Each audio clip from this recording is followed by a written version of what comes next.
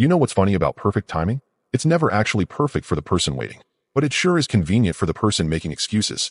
My wife had turned delayed intimacy into an art form, and I was the fool who kept buying tickets to a show that never started. For 3 years, I heard every variation of "not tonight" you could imagine. At first, it was stress from work. Then it was the wrong time of month. After that, she needed to feel more emotionally connected first. When I worked on that connection, suddenly the house wasn't clean enough for her to relax. When the house was spotless, she was too tired from cleaning to think about anything else. But the real masterpiece was when she introduced the concept of perfect timing. She'd look at me with those sincere eyes and explain how intimacy needed to happen when everything aligned just right.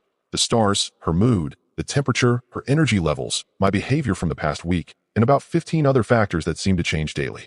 I remember the conversation that finally opened my eyes. She was sitting on the couch, scrolling through her phone, when I approached the subject again. Without even looking up, she said, "Soon, honey. I just need everything to be perfect. You want it to be special, right?" That word, special. Like she was doing me some grand favor by considering it. Like I should be grateful for the possibility of maybe, potentially, someday receiving affection from my own wife. The pattern became crystal clear when I started paying attention. Every promise came with conditions. Every condition led to new conditions. It was like trying to unlock a door that kept growing new locks every time you found the right key. Last month, she created what she called our intimacy roadmap. She actually wrote it down, with specific dates and requirements. First, I needed to plan a romantic evening.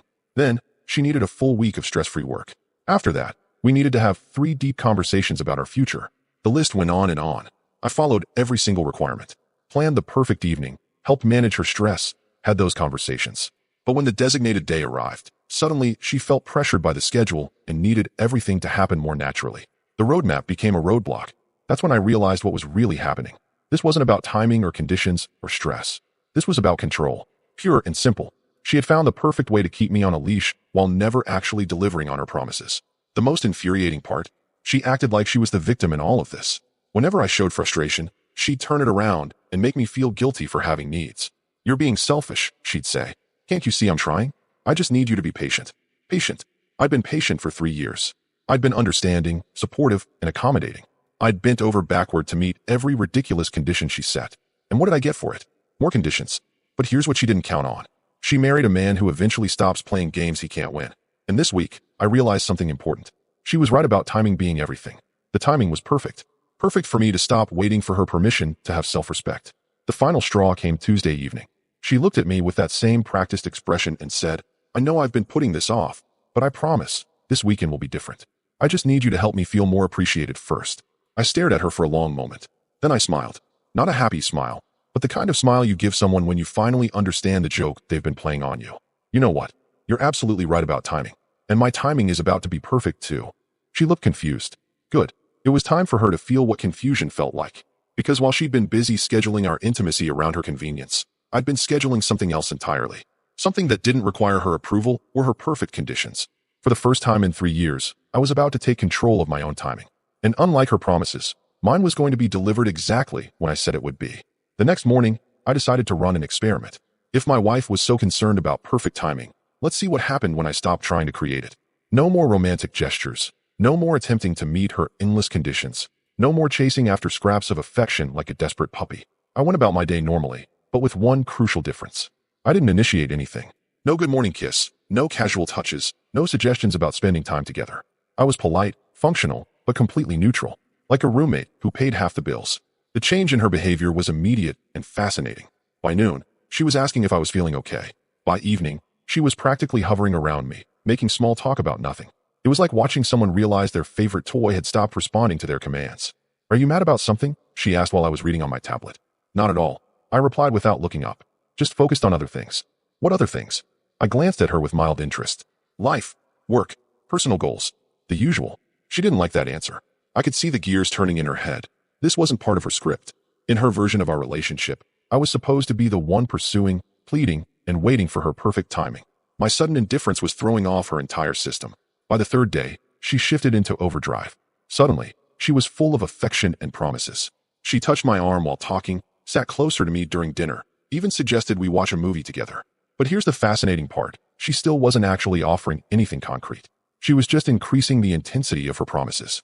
"I've been thinking about what you said," she told me Friday evening, "about us needing to reconnect. I want to make this weekend really special." I nodded politely. "That's nice. I mean it this time. I know I've been putting things off, but I'm ready to prioritize us.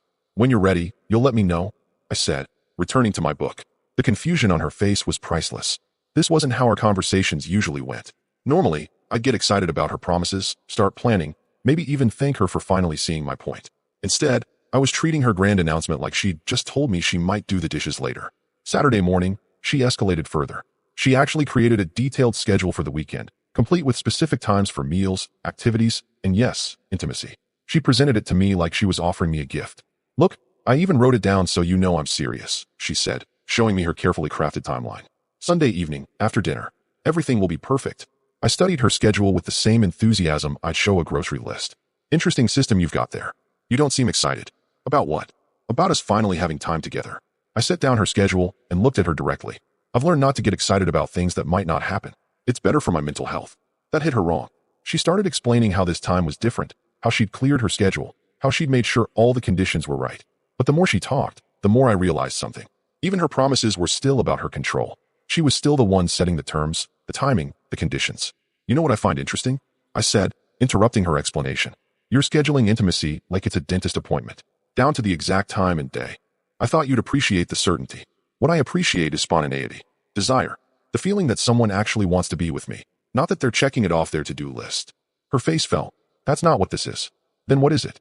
She couldn't answer that, because we both knew what it was. It was her maintaining control while trying to keep me happy enough to stop complaining. It was a scheduled obligation, not genuine desire. Sunday came and went. Surprise, surprise, something came up.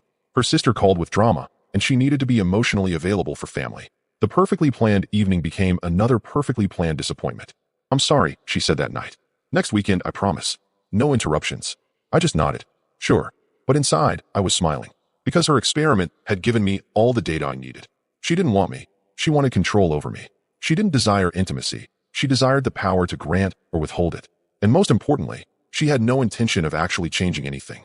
She'd just proven that even when she made specific promises with specific timelines, she'd still find a way to move the goalposts. The game was rigged, and I was the only one who didn't know it. But now I knew, and knowing changed everything. Because while she was busy scheduling our next disappointment, I was busy scheduling something else entirely. Something that would finally give both of us the perfect timing we'd been looking for. Monday evening, I decided it was time for a direct conversation. Not an argument, not a plea for understanding, but a clear, logical presentation of facts. I waited until she was settled in the living room, then sat across from her with a notepad. We need to talk, I said, placing the notepad on the coffee table. She looked at the notepad suspiciously. What's that? Documentation. I've been tracking something for the past 6 months, and I think you should see the pattern. I opened to the first page. January 15th. You said we needed to wait until after your work presentation. January 22nd. You said the timing felt forced. February 3rd.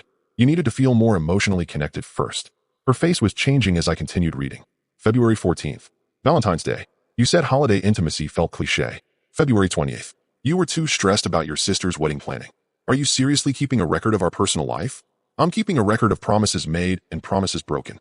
March 7th. You said you wanted to lose 5 pounds first. March 21st. You said you needed the house deep cleaned for proper relaxation. She tried to interrupt, but I held up a hand.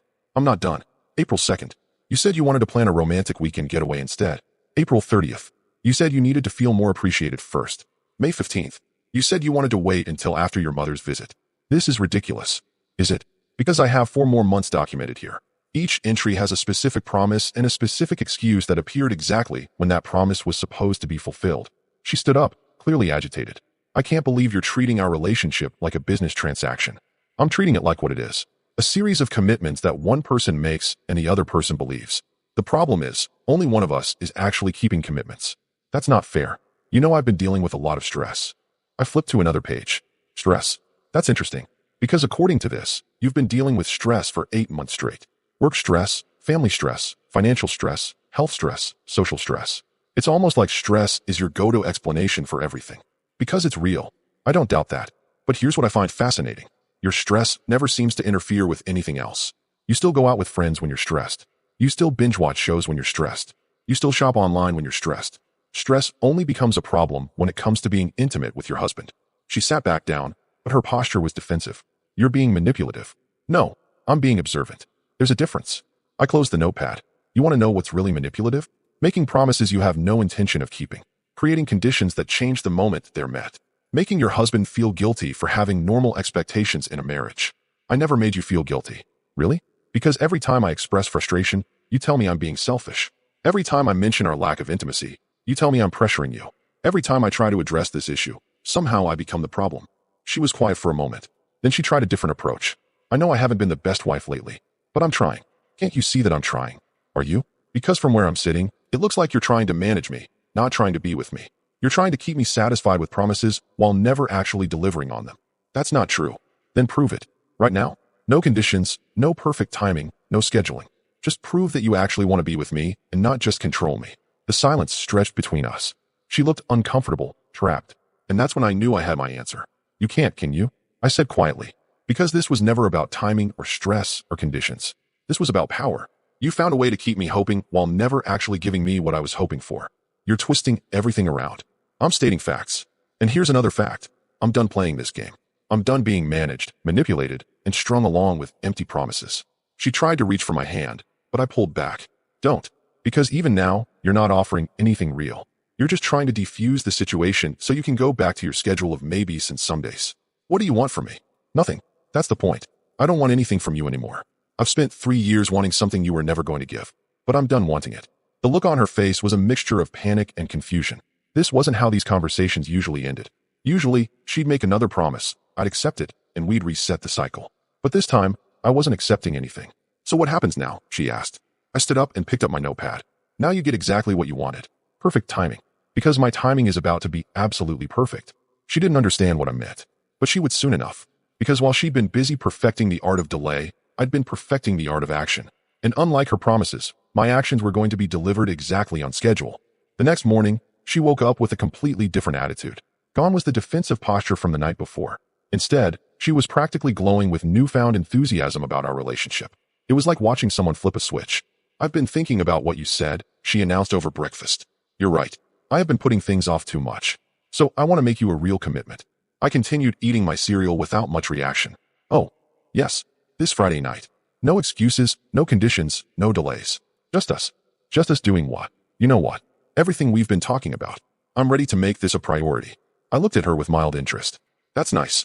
She seemed surprised by my lukewarm response. I thought you'd be more excited. I've learned not to get excited about Friday plans on Tuesday morning. A lot can happen between now and then. Nothing's going to happen. I'm committed to this. Committed to what, exactly? She looked confused by the question. To us. To being intimate. To making this work. Under what conditions? No conditions. That's the whole point. I set down my spoon and gave her my full attention. Really? No conditions at all. Well, I mean, I'd like the house to be clean. You know how I can't relax when things are messy. There's condition number 1. That's not a condition. That's just basic comfort. What else? What do you mean?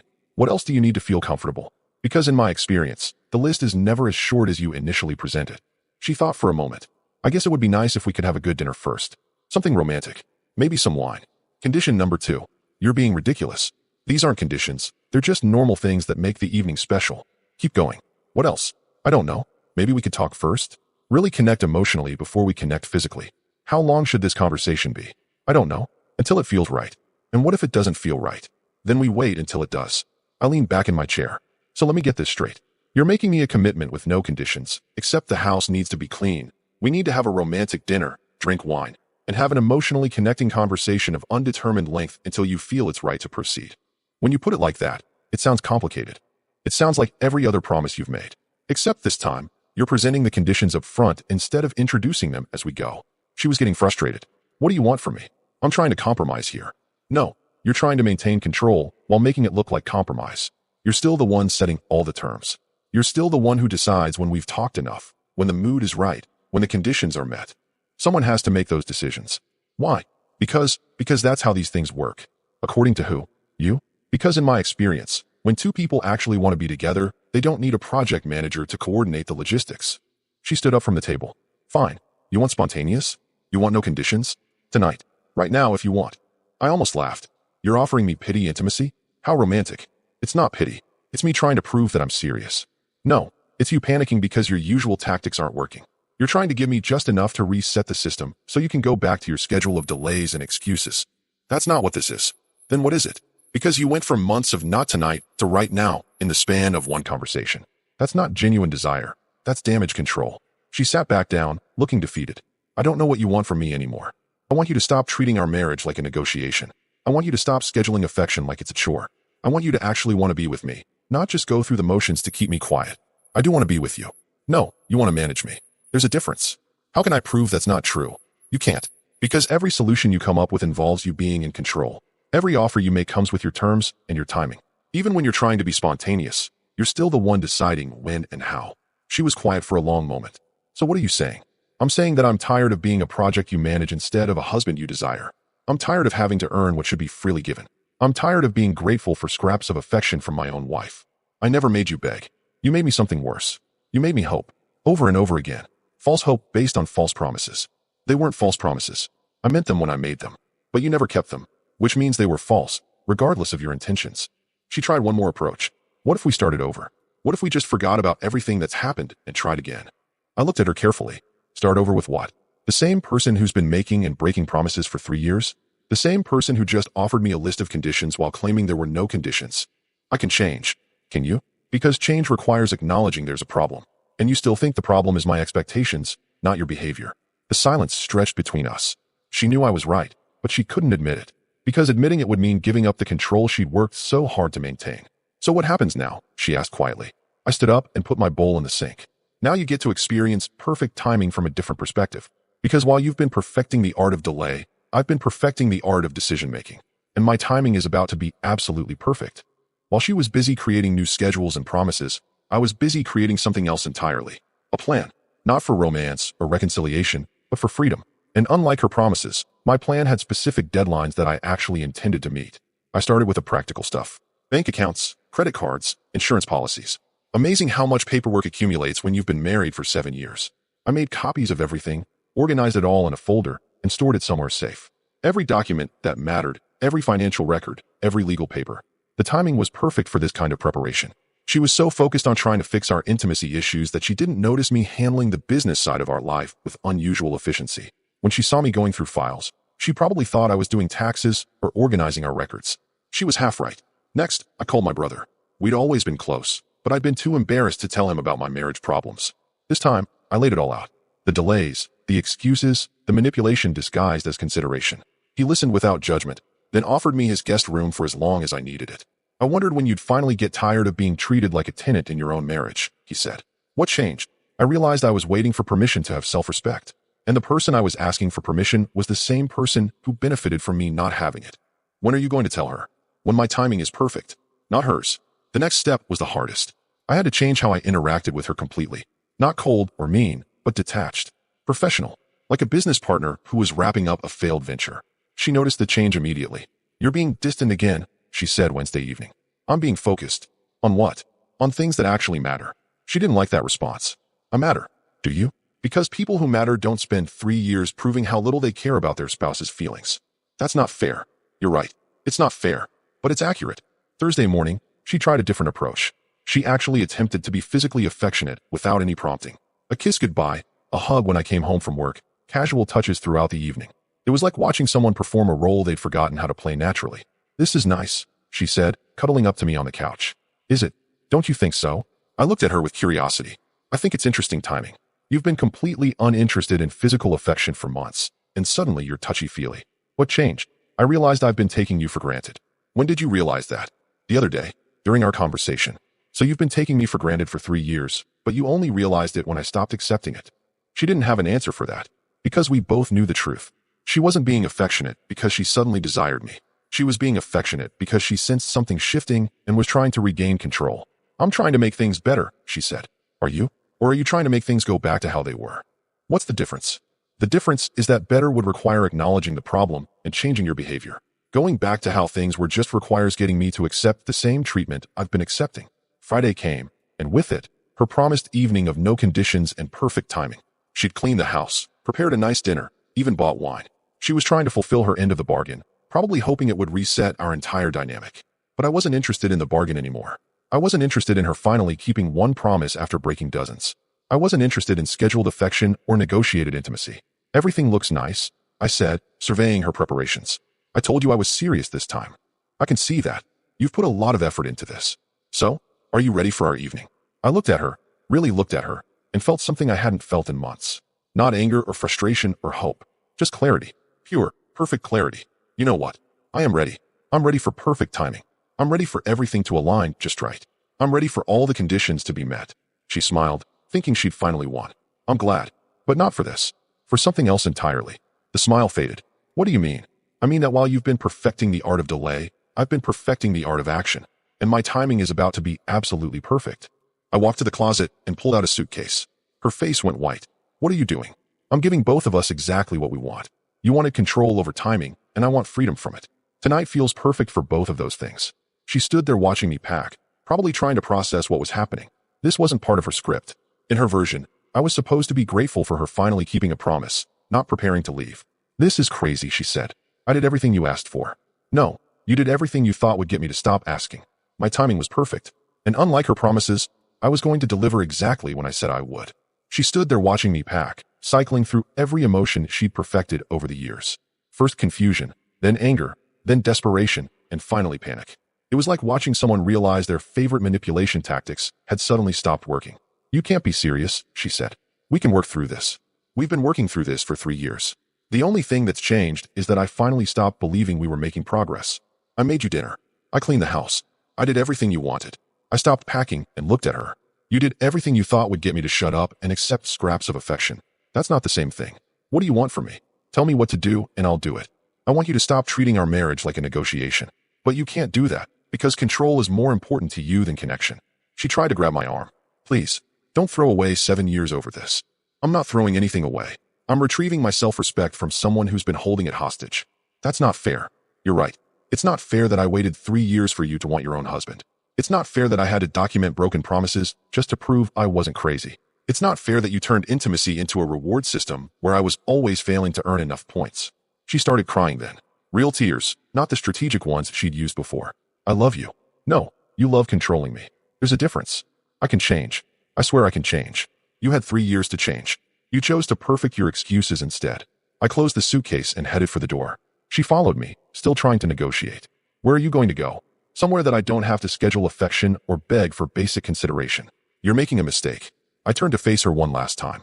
The mistake was thinking that someone who respected me would treat me the way you've been treating me. The mistake was accepting promises instead of actions. The mistake was believing that patience would eventually be rewarded. So that's it. You're just going to walk away. I'm going to walk toward something better. Toward a life where I don't have to earn love from someone who promised to give it freely. She made one final attempt. What if I prove I've changed? What if I show you I can be different? You can't prove it to me anymore. You had your chance to prove it, and you used that chance to prove the opposite. I opened the door and stepped outside. The evening air felt different somehow. Cleaner. Like I could finally breathe properly. This is your loss too, she called after me. I turned back with a smile. You're wrong about that. This is my gain. For the first time in 3 years, my timing is perfect. I got in my car and drove away, leaving her standing in the doorway of a house that had stopped feeling like a home months ago. In my rearview mirror, I could see her watching me leave, probably still believing I'd come back after a few days of cooling off. But I wasn't cooling off. I was warming up to the idea of a life where I didn't have to wait for permission to be happy, where my needs mattered as much as hers, where intimacy wasn't a scheduled obligation, but a natural expression of mutual desire. She wanted perfect timing. Well, she got it. The timing was absolutely perfect for both of us to get exactly what we'd been asking for. She got total control over her own life, and I got freedom from hers. As I drove toward my brother's house, I realized something important. I'd spent 3 years trying to unlock a door that was never meant to open. But the real door, the one that led to my freedom and self-respect, had been unlocked the whole time. I just needed to have the courage to walk through it. The timing couldn't have been more perfect. Our story has come to an end. If you've made it this far, how about subscribing to our channel? It helps us immensely. I've selected 2 other videos for you that I'm sure you'll enjoy. Feel free to click on them. I'll be waiting for you in the next story. See you soon.